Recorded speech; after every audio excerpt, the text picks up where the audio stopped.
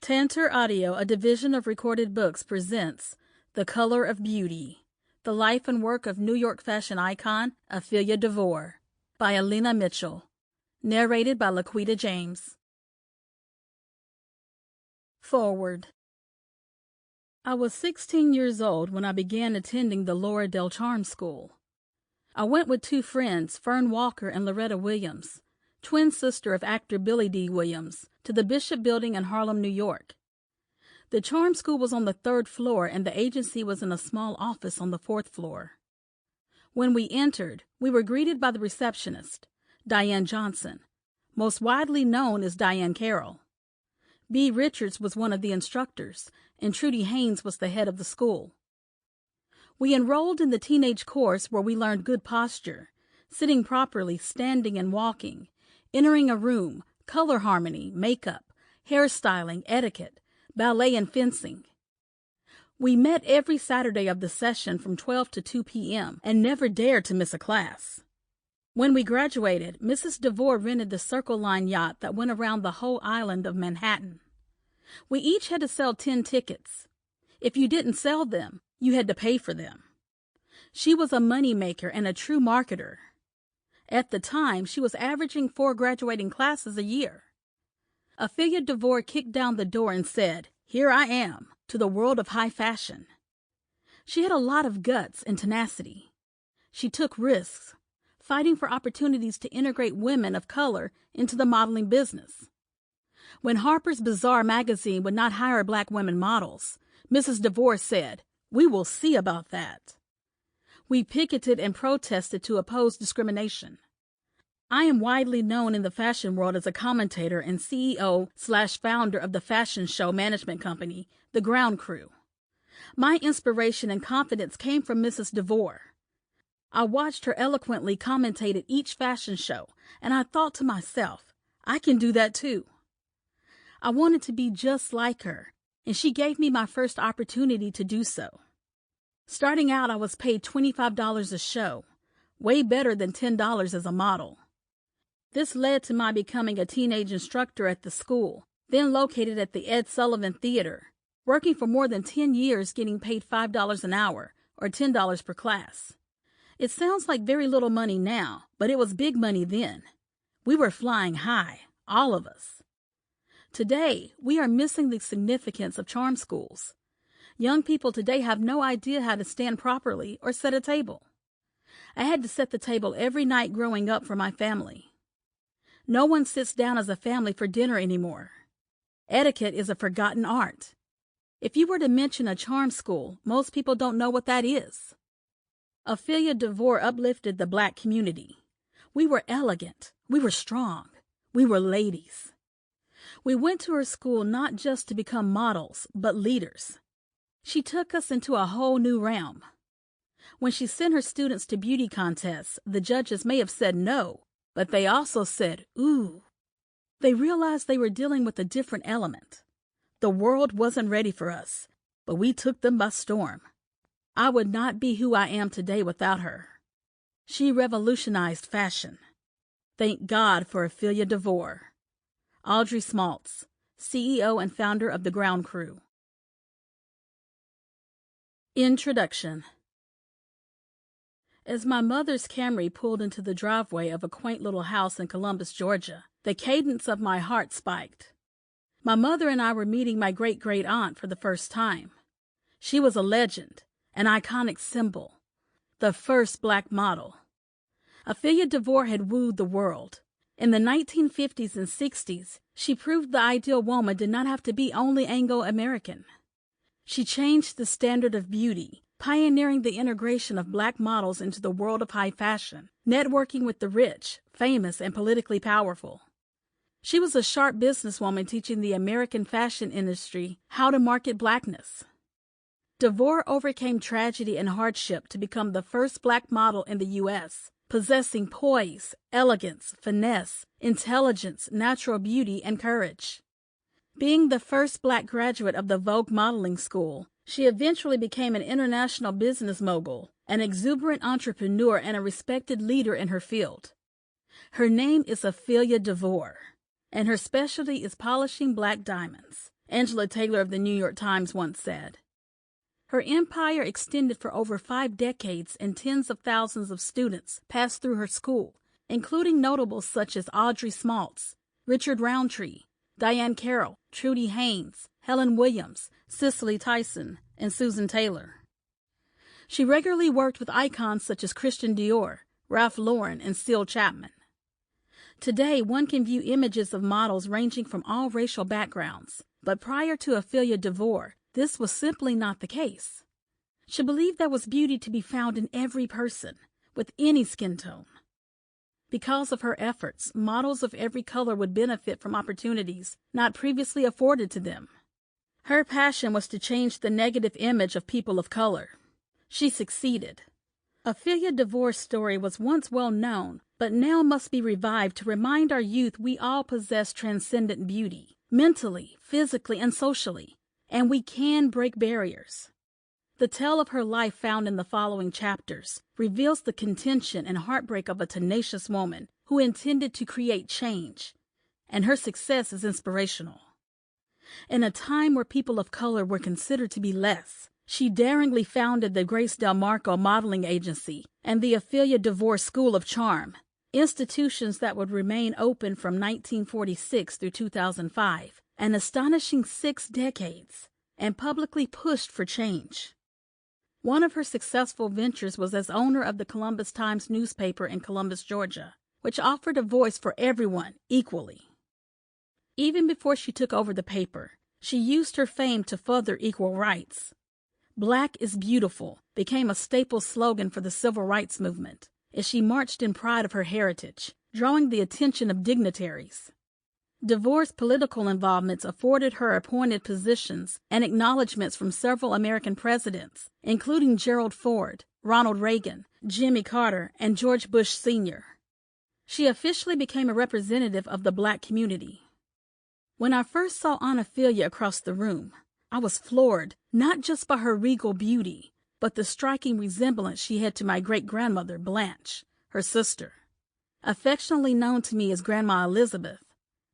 My aunt was absolutely stunning, with shocking fire-red hair, wearing a sophisticated pantsuit in ocean blue. It was as though I was looking at fire and water. She was wrinkle-free and unbowed, yet she appeared much older than in the photographs I'd seen. She carried her age gracefully. I had stumbled across a Facebook invitation only to discover the event was in honor of my great-great-aunt, a woman I'd always wanted to meet. I knew who she was, obviously, but there was tension between her and my grandma Elizabeth. Our families didn't mingle. Whenever Aunt Ophelia's name was brought up, my great-grandmother would only wave her hand dismissively. Although they were estranged as adults, my great-grandmother had faithfully received a monthly subscription to the Columbus Times newspaper for many years. Aunt Ophelia was now the oldest living matriarch in the family. My grandma Elizabeth died the previous year. My aunt was the only one left to answer questions about our family history. But, to be honest, I'd also wanted to come to show my support in honor of this amazing woman and introduce myself to her. My mother was equally as excited. Aunt Ophelia and her daughter Carol approached us instantly, kindly drawing us into a round of warm hugs and tearful smiles. My mother and I fellowshipped and celebrated with family, toured the historical newspaper, were shown historical photos, documents, and even African artifacts. Aunt Ophelia inquired about Grandma Elizabeth's children and their offspring. We spoke of family history and origins. Then Aunt Ophelia's attention turned to me. "You say you're getting your master's in English and education. That's quite an accomplishment for someone who is only 24. You know, I've met many people in my life. I can always tell who has got it and who doesn't. You've got it." I was overwhelmed by this powerful woman saying such a thing to me. Taken aback, I replied, "Really? Thank you." She leaned in closer and said, "I want you to write my life story, pass on the family legacy, and help others." Her life was by no means perfect, and her pathway to success was rarely easy. Yet with fervor and determination, she's left her mark on the world. I hope her story can convince today's world to value the beauty each person possesses, both internally and externally, to embrace all shades of colors, and learn to accept our own individual uniqueness, which makes us exceptional. In a personal letter written on July 17, 1967, Dr. Martin Luther King Jr. thanked Aunt Ophelia for being a part of the great democratic crusade of our era. So as I share this journey of Ophelia DeVore's colorful life, telling her story in her own words, I remind myself to be grateful for her tireless efforts. "You are beautiful," she would preach. "Stand with confidence." But how I was astonished as I looked at a white wall through the prism, that it stayed white, that only where it came upon some darkened area, it showed some color. Then at last, around the windowsill, all the colors shone. It didn't take long before I knew here was something significant about color to be brought forth. Goethe, The Theory of Colors. Part 1. Green. 500 to 565 nanometers nm. Nature, harmony, freshness. Chapter 1. 1940s Vogue Modeling School. I am a woman. A black woman, to be exact. Now that we have the labels out of the way, let's continue. Each classification was essential in defining who I was as a being, but only part of the essence of who I truly was. They were fabulous labels, but sometimes labels put limitations on you. I knew no limitations. I never lived in the confines of the boxes the world tried to place me in. I embraced them, and then I soared above them. I remember very vividly the day I was introduced to the imprisonment of ignorance. It felt like an enormous waterfall violently crashing down on the rugged, dagger-like rocks beneath it. And as a result, my life's purpose became as clear as the droplets are in the midst of the stream repelled by the thunderous water. Like any other day after class, I gathered my pen, notebook, black leather bag, and began to strut down the hallway in my 3-inch royal blue Lola ankle-strapped heels I had been practicing in for hours during class. Despite the throbbing pain that was now traveling from my toes to the heels of my feet, I decided not to take them off so I could practice my runway walk. No pain, no gain. I swiftly turned the corner as a piece of paper slipped from my notebook. As though I needed another reason to have to strain my feet even more by kneeling all the way down to the floor, I achingly bent slowly to pick it up. I reached down, hearing the voices of a man and woman speaking in low, serious tones. It did not take me long before I identified them. The man's grungy baritone voice spoke firmly and concerning. He was the director of the Vogue School of Fashion Modeling, and the woman, whose voice seemed rattled and panicky, was one of my teachers. I leaned in against the wall, careful so they could not see me, and anxiously awaited to hear the subject of their discussion. "We simply cannot allow a color to attend the Vogue School of Fashion Modeling. It just wouldn't be good for publicity right now. We have a prestigious reputation to uphold, and we don't need this kind of attention," the director said stiffly. "Well, what are we supposed to tell her?" my teacher replied. "I don't know.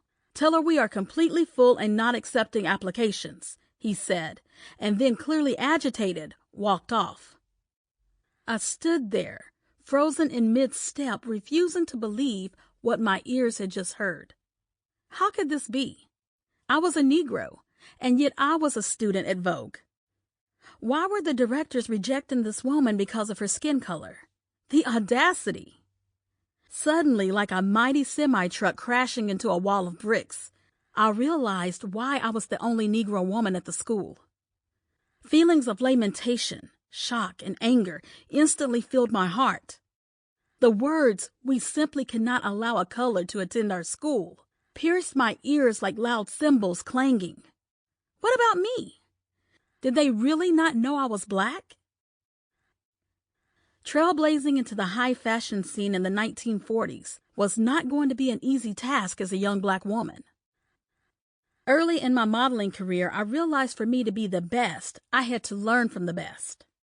Vogue was the most reputable institute for aspiring high-end models. Therefore, it was exactly where I wanted and needed to be. But I did not always dream of becoming a model. When I was a young girl, I desperately wanted to become a big movie star. The fame that could only come for putting on a magnificent performance in front of the camera and being showcased on the big screen was the dream I longed for. To be able to walk among the stars and hobnob with the who's who of Hollywood was my fantasy. That was until my aspirations of soaring in the film industry were completely crushed when my mother and father expressed their dismay for show business. They were conservative Baptists who believed it wasn't a respectable field for young women. Just as any daughter who faced opposition from her parents, I was livid, though mainly disappointed. I could not understand why they were still trying to control my life. I did not agree with my parents, but I respected their opinion. Most importantly, they still financially supported me, so I really had no choice at the time. I knew their word was solid and there was no changing their minds. So, if I could not be an actress, I had to figure out how I could still achieve the prominence I desired. I became obsessed with images of beautifully adorned models on magazine covers and advertisements. Modeling was a glamorous career that could make me well known in the world, and surprisingly my parents had no objections because there was no known scandal associated with it. Since there weren't any black models at the time to compare me to, well, they really had no case to make against a modeling career. It would not be until later I would decide to take the first step of enrolling myself at the Vogue School of Fashion Modeling, located on 57th Street and 5th Avenue in New York. The year was 1944. I was 22 years old and full of glamour potential. I was no fashionista starting off, but one could say I took pride in my appearance. I confidently wore my lustrous, long, wavy, deep brown hair pinned into a neat, silky bun. I possessed a slender frame with subtle curves, and my sharp, definitive facial features exotified my look. My fair ivory skin complexion was kept gently powdered. I was eager to become glamorous. Formal training was exactly what I needed to learn the ins and outs of becoming a refined model. From day one at Vogue, the quality, professionalism, intensity of the training, and seriousness of the instructors pushed me hard. I was the sole minority among beautiful young white women with varied features ranging from Elizabeth Taylor to Marilyn Monroe. I was different, but I was taught as a young girl to embrace differences. The thought never dawned on me that the administration allowed me to enter the school because they thought I was white. I did not let that fact stop me because I believed I could help change the circumstances. The fact I was the only minority in the class was disappointing, but not a surprise to me. I did not give much thought to my race, only achieving my goal as an aspiring model. Vogue trained me how to walk, how to pose, how to dress, how to style my hair, how to sit, and how to wear my makeup, to name just a few skills and tricks of the trade. The curriculum included a solid refining process, producing the best end results. My high ambition led me to stay often after class, for hours, practicing in the studio and questioning my instructors about the day's lesson. I was ridiculed by some of the other girls in the class for studying so hard. In return, I fiercely let them know no matter what they thought about me or my work ethic, I was going to be the best. I understood knowing my craft better than the person next to me was what would determine whether or not I got chosen first or even at all. By the time the segregated practices at Vogue became exposed, I was in the final months of training. After unexpectedly hearing the horrific dialogue between the director and the teacher, I suffered inner turmoil. I was torn inside. What should I do? I knew I had to make a choice, but I was afraid. If the directors of the school discovered I was black, they would not allow me to finish the program. I sighed and glanced in the mirror. I was a chameleon, capable of fitting in with people from all over the world, Spain, France, Italy. But no matter how I appeared, I knew what race I was. I stood at a crossroads, the valley of decision. I wanted to leave, but I had come too far to turn back. There was absolutely no way I could quit. If those fools were dumb enough not to recognize what I was in the first place, then that was their fault. I had to keep my eye on the vision, the goal, the prize. This was a life-defining moment for me. In the middle of this very tough decision, whether to stay or to leave a place who would not accept me for who I was if they knew the truth, was where I found the meaning that never existed before. In my revelation, I realized I didn't want to just become a model anymore for the notoriety, but I needed to become one to make a change, for reasons beyond myself. I had to finish, because there were people in my country who still believed women like me did not deserve the opportunities afforded to others, because in their eyes I was not considered acceptable or beautiful. I was going to prove all those naysayers wrong. On March 31st, 1946, I became the first Black woman to achieve the Vogue School of Fashion Modeling certification from the illustrious yet exclusive school. I smiled as I walked across the stage to accept my certificate because, unbeknownst to them, I had just created history by integrating their school. Chapter 2. 1920 South Carolina. As I stepped into the room, I was equally anxious and excited. Exuding the epitome of professionalism, I strode toward the clerk's desk. My hair was brushed back into a slick bun, and I wore a pleated summer blue dress with light brownish dress shoes. Bright-eyed and bushy-tailed, I was applying for my first real job. My parents urged me to work at the local post office, which was a well-off position. I stood patiently waiting in line to speak to the clerk at the front desk. "Miss, how may I help you?" "I'd like to apply for the part-time position as receptionist." "Okay, just fill out this application and submit it to me when you are finished," replied the clerk as she handed me a couple of forms on a clipboard. I wrote in my name with a neat hand, Ophelia DeVore. Glancing over the rest of the application, my eyes were focused on the line that read, race. There were only two choices on the sheet, Negro or white.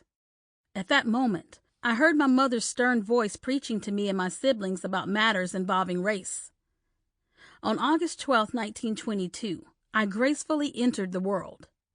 I was born to my father, John Walter DeVore, a man of mixed German roots and African descent, and my mother, Mary Emma Strother, a robust, statuesque woman mixed of Native American and African descent. I was the sixth child of 10 children: James Hammond, Blanche Elizabeth, Walter Howard, Anna Dorothea, Percola Alina, myself, Emma Ophelia, Johnny Jesus, Lloyd Joseph, Ruth Inez, and Claude, the youngest, who died at age 1 from pneumonia. That was us, the whole DeVore clan. Black, white, red, blonde, brunette, hazel, tall, short. The list could run on for an eternity when it came to the diversity my brothers, sisters, and I possessed. As a young child, it was easy for me to recognize we were a peculiar, amalgamated family. But we were also a green family, living in harmony in our little ecosystem, full of physical and emotional variety. We resembled the array of leaders from the United Nations. My distinct family heritage fostered a mindset that all colors were beautiful. My mama always said, "People will try to put you inside a box and judge you according to it. Never let a person judge you because of the color of your skin. You are just as good as anyone else in the world, and don't ever let anyone tell you otherwise. You are Americans, and that's all that matters." With Mother's words in mind, I found it ironic that I was staring at a literal box in which I was supposed to check off the best answer choice that represented me. I decided to defy societal norms, and instead of selecting the appropriate box, I wrote to the side, "I am an American." I looked at the pale, milky complexion receptionist and proudly handed my application over to her. She was a slightly attractive woman who appeared to be in her early 20s, wearing thick-framed black glasses and a bun similar to mine. She studied my application, paused, glanced up at me, looked at my application again, and then back at me with a perturbed countenance. Puzzlement permeated her face. "Miss, you have to check a race, either Negro or white." She said it very politely, careful not to offend. She obviously had no clue as to what I was. Maybe she was assuming I was white, which is why she was being so cautious with me. Or maybe she thought I was black since I chose not to check the box. The confusion on her face was obvious, and it made me wonder, has she ever encountered this situation before? Nevertheless, I decided to make a stand. A revolutionary in my young mind who would not be forced to be defined by those 2 boxes on the application. Instead, I replied, "I'm sorry, I cannot do that. I am not a color. I am an American. That is what I am, and that is what I believe." Chapter 3. The Early Years. Edgefield, South Carolina, similar to any of the other southern cities during the 1920s, thrived off agriculture during the post-Reconstruction period and prior to the Great Depression. In Edgefield, racial tension existed but wasn't as extensive as in other areas. A conscious effort was made by local leaders to keep peace among its citizens. It was a small, isolated town, secluded enough to not be majorly affected by the influences of the region. In the South, dark times continued to loom from centuries of the enslavement of black people and its aftermath. There was a certain tranquility about Edgefield. Clay soil roads, endless acres of vibrant green fields, and scenic forests painted the town. The fresh fragrances of grass, the lazy march of cattle grazing the pastures, and the stillness of the countryside instilled calmness within the soul of the town. It was quiet, speckled with family-owned businesses and shops. Our home sat on the outskirts. My parents owned a cherry-wood-framed 2-story home with 6 bedrooms, a living room, dining room, kitchen, and an outhouse. From the house you would have to cross a dirt road to reach a large barn, sheltering 2 red stallions, horses Nellie and Bill. Not too many black families were blessed enough to be able to afford a car, but we could. Patriarchal lineage. My father was of mixed heritage like my mother, but he possessed contrasting physical features. He was a 5'9" heavy-set man with pale white skin, blonde hair, and blue eyes as deep as the midnight sky.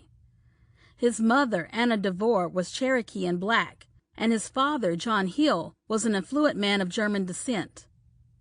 Papa's grandfather, a white man named Henry Hill, was an important leader in Edgefield. The Hill family, a white prestigious family, consisted of judges, lawyers, and politicians. One of my father's cousins, Strom Thurmond, became a United States Senator from South Carolina. Papa's mother was John's well-known mistress. During that time, if a white man produced a child with a black woman, the child was legally not allowed to take the father's name. Doing so was considered to be disrespectful to the man's wife, and would entitle the mulatto child to an inheritance which he or she was not legally allowed to receive, having black blood running through their veins.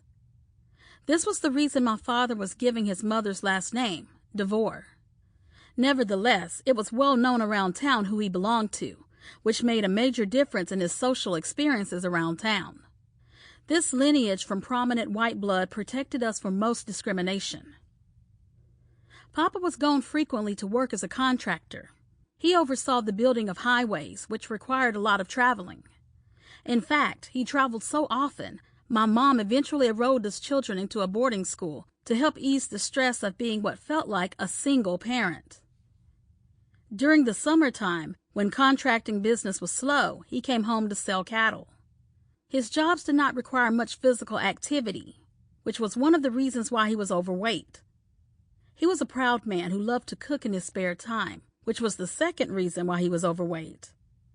Papa made the most delicious, mouth-watering potato hash in all the town.